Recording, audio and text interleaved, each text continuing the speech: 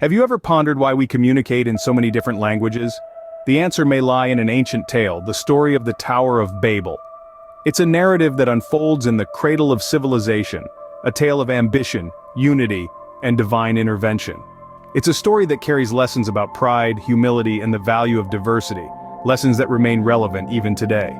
Our story begins with a united humanity, speaking one language, migrating from the east. They settle in the land of Shinar, where they decide to build a city with a tower that reaches the heavens. Their motive? To make a name for themselves, to avoid being scattered over the face of the earth. They work together, using brick instead of stone, and bitumen for mortar.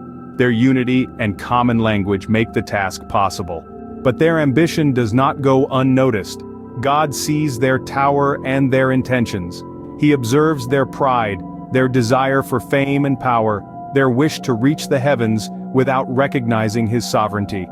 This pride, this arrogance, is not accepted. So what does God do? He confuses their language. Suddenly they cannot understand each other. Their unity crumbles. Their work on the tower stops. The city is named Babel, which means confused, because it is there that God confused the languages of all the earth. And so, they scatter as they had feared over the face of the whole earth. They leave behind a half-built tower, a monument to their ambition and pride. But what can we learn from this story? First, the importance of humility. The people in the story wanted to make a name for themselves, to become famous and powerful, without recognizing God as Lord.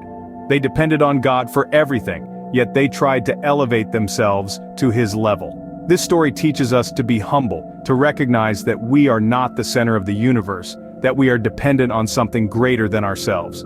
Second, we learn to respect the differences between people, cultures, and languages. God created diversity, and it is something to be valued, not feared.